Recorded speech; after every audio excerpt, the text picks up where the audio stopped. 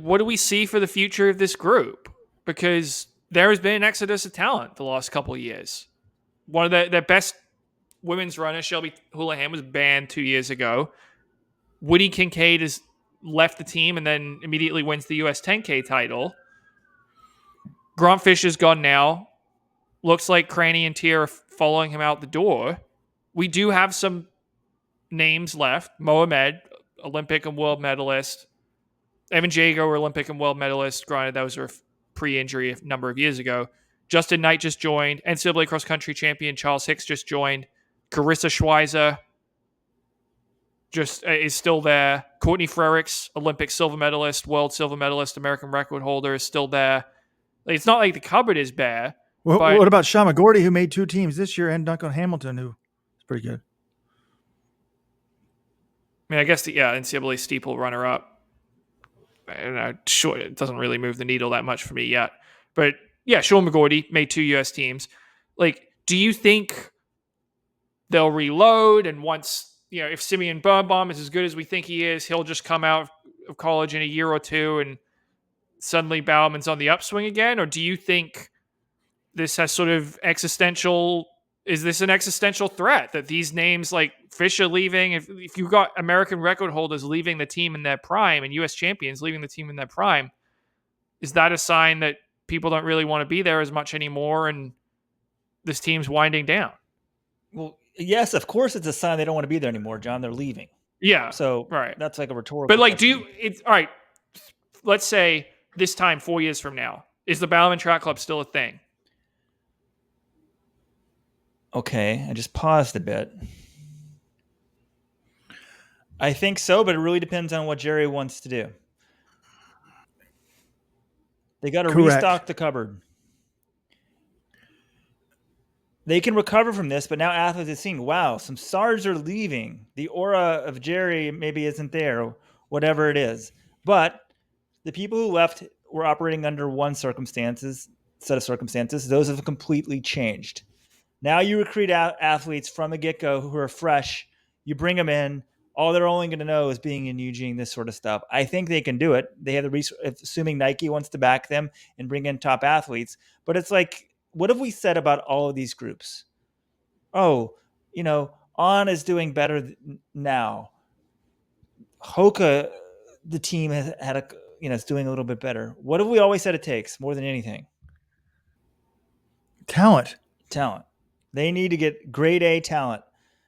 So I don't know. Maybe they thought Charles Hicks was that. I'm trying to think who is that now. I'm almost more excited about like Birnbaum the next, maybe a couple years from now, because I'm not sure every year you have a guy who can be competitive on the world stage. Maybe you can. I mean, we're a pretty big country. So if you take the best people every year, train them like pros, train them smartly, maybe they can reach that level. But you need the best of the best. Nike's got the resources to make it happen. So it'll be interesting to see how this goes. The more I think about it, I don't think this group's winding down. I think it will exist. But I agree with Weldon. It kind of depends on what Jerry wants to do or maybe what Phil wants to do. But Phil, look, to me, in my mind, the whole thing here is Phil's more interested in Oregon being great at cross country than Bowerman Track Club. That's an afterthought to him. So if Jerry just wants to focus on Oregon, that's fine. But I think he's trying to actually use this club and the professionalism of it to help Oregon. And they've added some significant talent. We're talking about reloading. It's all about having talent. Okay. They've signed Charles Hicks. Admittedly, to me, I'm questioning whether he has the speed to be great at the track, but they've signed the NCAA cross-country champion and Justin Knight, who's run 12:52. You put those two together with Mohamed, that would be a hell of a battle. Let's best 5K group in the world, in America. Hell, maybe in the world, training together. But let's go have them go race Mike Smith, Nur, Grijalva, and Kincaid. So I'm not writing them off. You get Kai Robinson. It seems like Jerry's go-to thing recently has been sign Stanford kids who, like Weldon, are focused on their academics and not running nearly as well as they should be. Put them in a professional training environment, have them train at altitude, and see what happens.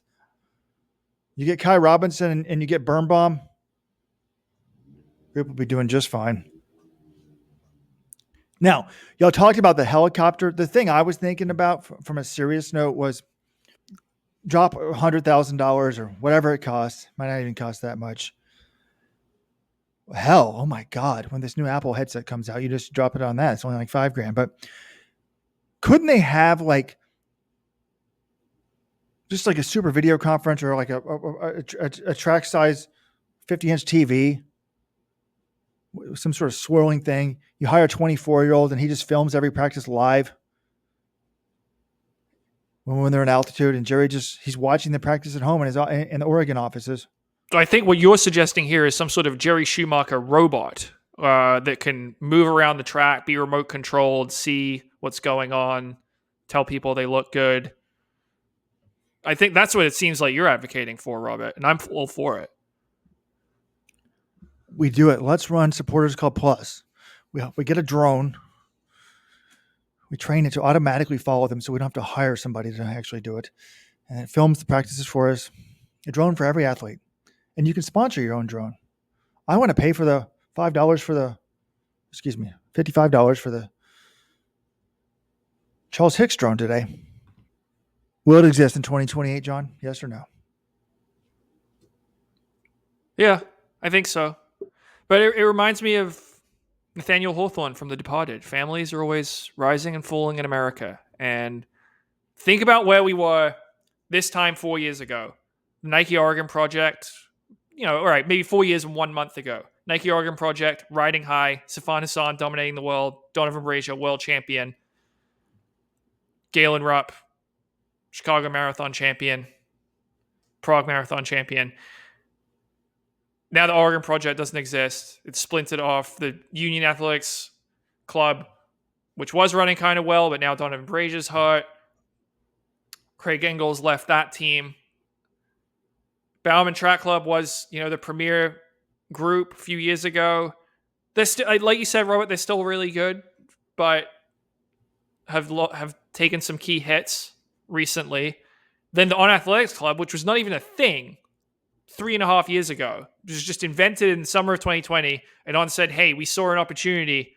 We're going to just throw a ton of money at all the college kids coming out right now because all the other shoe companies, COVID's going on. They're tightening the purse strings. This is our chance to strike. And they hit it big with a couple, Klecker and Ollie Hoare have been good from that initial signing class. But then obviously Yari Naguse turned into a big star. I actually thought this was very interesting on the Coffee Club podcast this week. Did you guys hear what Yari Naguse's reaction was to the Grant Fisher news? Yes, I did. He said, well, I dodged a bullet on that one. Because he had been recruited by the Bowerman Track Club. If you're an athletics club track member, I will give the same guarantee to you that I gave to Grant Fisher on the Friday 15.